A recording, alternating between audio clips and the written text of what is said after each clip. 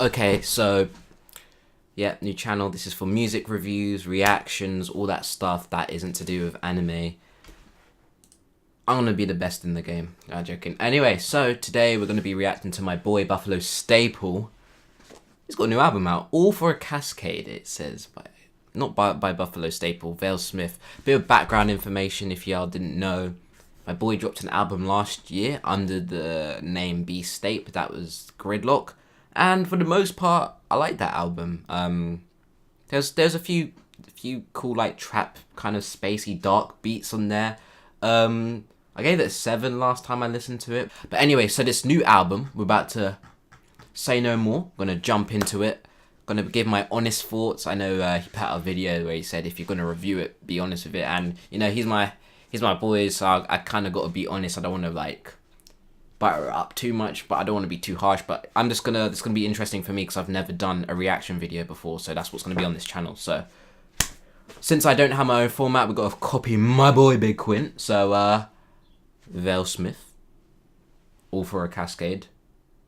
Let's get into it.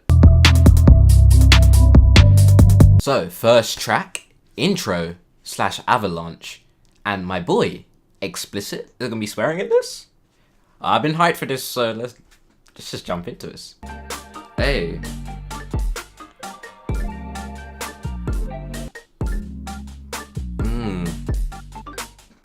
Quite glitchy. It's got like a bounce to it. Them 808s are nice.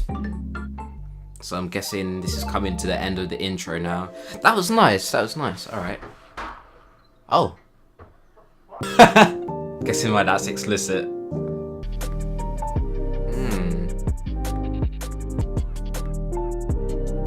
Ooh. I like this. That little switch up on the piano chords was nice. Yeah. Not bad, man. Not bad. Not bad. So is it gonna like go into the next track?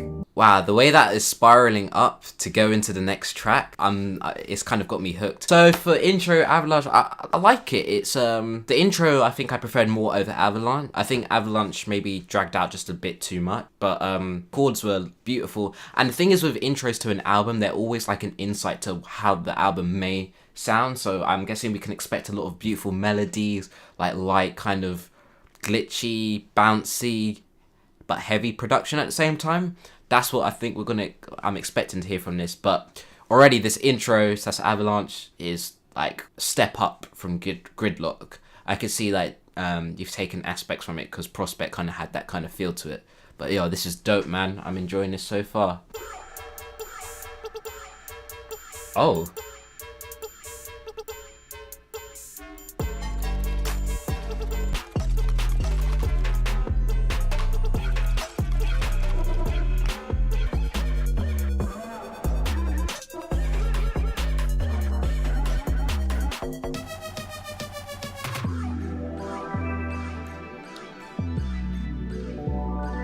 Wow. That little chant. I heard that in the Brockhampton song. Oh. Ah. Eh. Yeah. That's dope. That's dope. That's dope. That's dope. That little. That's tough. That's tough. That's tough. So I like the way I was just really wrong about that. Like, yeah. So this album is gonna, have like glitzy piano, a bit hard glitching, and then this just comes and it's like, I'm like, okay, wow. Oh, okay. So this is the one that was in the album trailer. I'm not sure if this part maybe goes on a bit too long. So like almost just a minute of this. I felt that was a good point to switch the song up. Another switch up.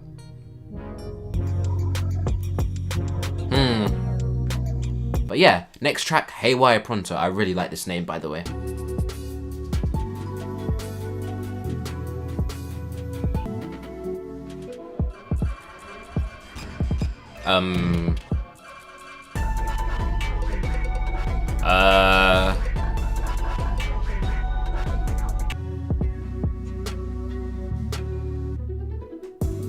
Oh, that was so nice.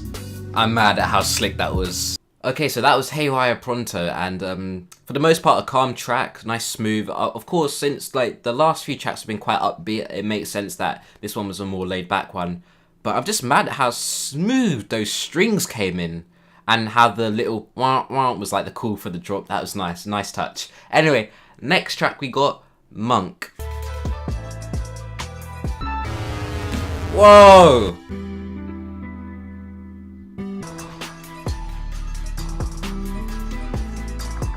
Well, Monk was, that was a ride. I think that definitely, track 5 embodies everything from the tracks previously, with the smoothness, the harshness, the glitchiness, the switch-ups.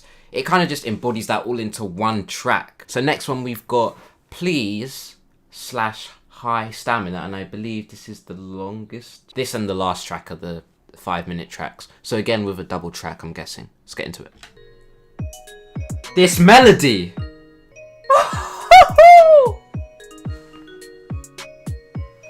This melody! No. We're starting that again. So beautiful. Oh, this is icy! Oh!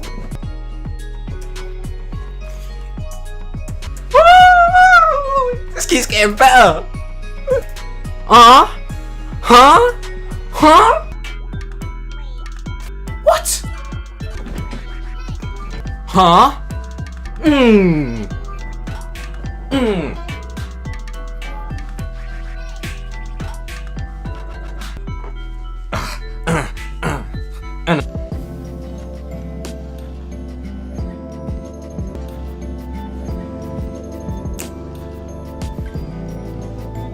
Please / High Stamina is my favourite track. It's End of the Spaces.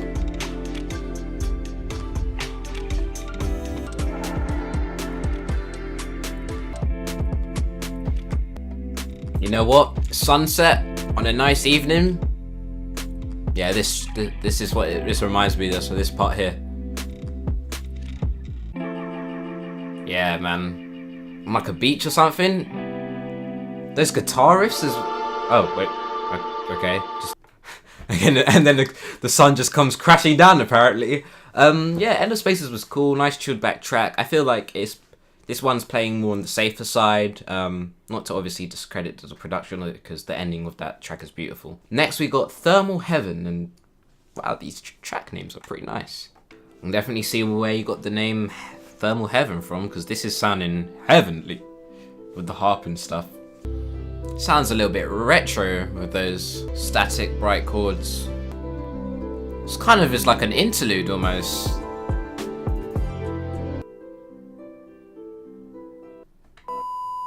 Whoa. Anyway, I'm a little bit hungry, and you're gonna all say, oh, you're copying Big Quint. Well, yeah, I kinda am, so whatever, I'm gonna grab some crisps. We got some sun bites, which is ironic because the sun's shining in them. So, I've been watching more films lately. That film's probably like an 8. I'm planning on watching Inception, because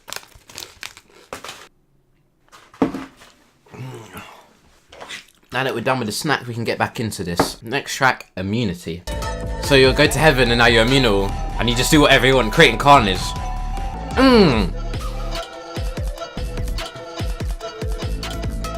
Crazy. This is still slapping, but it's like slapping in a hard, like slower way. Whoo! So Immunity, what a straight banger, just a straight hard track. Very chaotic, busy, crashing, a lot of crashes and thuds. Again with the heavy 808s. Nice little very huge contrast from Thermal Heaven and Immunity. I see why they're placed after each other. Next track is Shrill. This album is like just taking a nosedive into like hardness. What, am I in Disneyland now? Well, that was a chaotic track. I was trying to catch the rhythm of it, but because it's so fast and it kept switching up, it was kind of hard. But yeah, another very textured and chaotic track. Right, next one is called Eve Clip and Swan Dive. And I'm liking these names. These are some very nice names for track. Ah! Yo! Yo! Woo! I like how we're probably building up to the swan dive. That bass is knocking! That is building up to a false decoy. Like that, I like one thing this album is doing is trying its very best to flow. Like, because the album is exploring so many plot twists and drops and like different experimentations and melodies, it's still seemingly flowing pretty well with the tracks. Like at the end of Swan Dive, you can tell it's gonna transition nicely into false decoy, and same with Thermal Heaven into Immunity. Like there's always a nice build. It's bridging the gaps. It's not just here's loads of ideas and then just like scattering them around. It's still like a very good album listening experience. That's kind of like a dubstep scratch. This is basement dwelling just. So that was False Decoy, kind of on the same note as Shrill, very loud, abrasive, unforgiving, and just hard knocking. That one was definitely like, I felt the most trappy inspired, like had like the hi-hats kind of rolling in there. Had a bit of a kind of like a trap groove going to it, but also like just dubstep scratches in there, which is quite interesting. It just made for just an interesting take. It's very dark beat. So now we've got the Great White Shark. If this isn't the best track on the album, I will find you and I'm going to kill you. So anyhow, this video gets a copyright strike. I know where you live, so you better sleep with one eye open. This is so cute. How did we go from False Decoy to this? And chorus coming in. Yep. Huh? Oh, a rapper on this? A rapper on that beat? Woo! Oh wait, never mind. Dope track. Dope track. What's this noise at the end? I heard like some rustling and then like a door shut. Okay, so last track. Kitsune in Cold Blood. Kitsune? That kind of sounds a bit like Japanese. I'm gonna have to look up what that means. Slash the outro. So, and this is the same length as Please / High Stigma. So this is the final track. Ooh, that hit hard. Ooh. Rewind. I gotta hear that drop again. Ooh. Is that you in the background going wet? While it's going calm, I need to just go there. Oh, don't do it to him. Oh no, I'm holding on to my seat. Prepare for liftoff. Oh, here we go.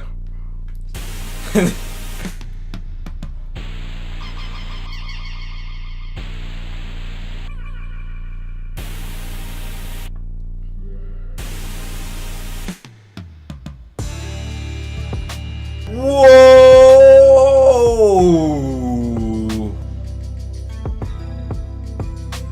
This reminds me of something out of Mario 64. That's crazy. I hadn't heard something that sounds like this in quite a while. Like, seriously sounds like this is ripped out of Mario 64. That's crazy. And that's instant like for just nostalgia.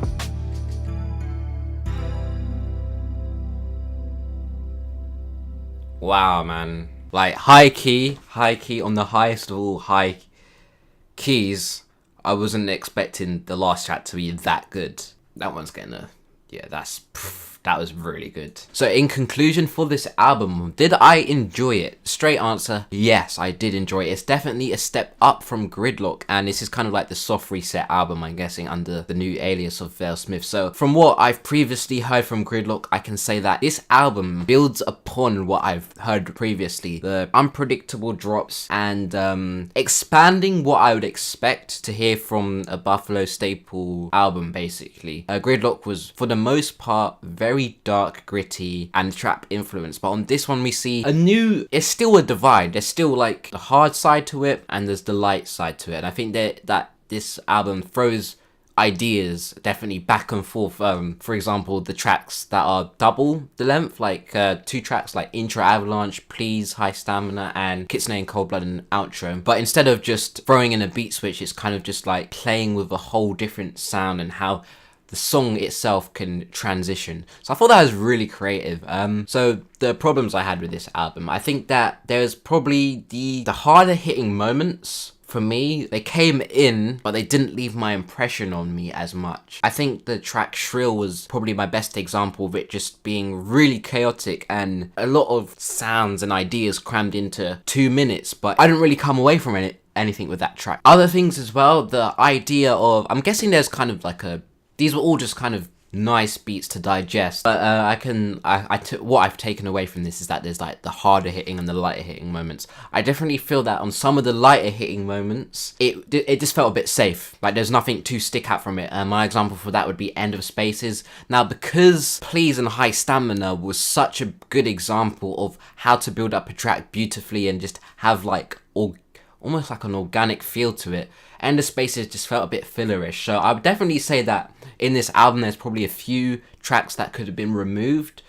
condensed it down just a bit tighter. However, I do think the placement of tracks was done perfectly, especially after the whole intro, Light, Snow, New Taurus, and up to Haywire Pronto. I thought that was really arranged well because they were all such breathtaking moments in their own sense. Like you don't expect them to hit that hard, but then when Haywire Pronto comes in, it's like a refreshing track, and it's like one that you can appreciate more because it splits up the album. However, some tracks here and there, they didn't have that impact.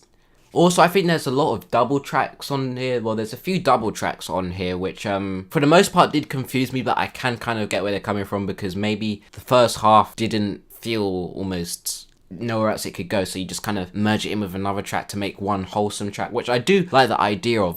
However, I will say with Eve Clip and Swan Dive, I definitely I enjoyed Eve Clip a whole lot more than I did Swan Dive, and that's just kind of my own bias, just which song stuck out to me. So it's kind of like, it's a shame when you have like one song that you really like, but then it's attached to one that not so much you dislike, but you just don't care for as much because it kind of builds the hype away from the track and the momentum of it. But honestly, that's all my critiques out the way. That's all I can think about. I think that, yep, if this was just trimmed just slightly, maybe to 12 tracks, maybe it could have just lost Ends of Spaces and Shrill, and this would have been a bit more compact, I would say. But even for 14 tracks, this is only 52 minutes, so it's just under an hour. It's still fairly short. I enjoyed this a lot. Very detailed, layered, complex, and just load of ideas on this, which I really enjoyed, and for the most part it slaps nicely. Like it just, all the 808 placements in this were like done perfectly because it's not kind of, although it's got a trap influence and you can hear like a bit of hip-hop influence in there, it's still very much a creative build upon just, oh, here's a hip-hop beat or here's a trap beat. It's trying to be a bit more. I'm feeling a 7 on this, 7 out of 10. And that's pretty much it. So this was my first video on Xenia IRL. Tell me what you think, how I can improve it.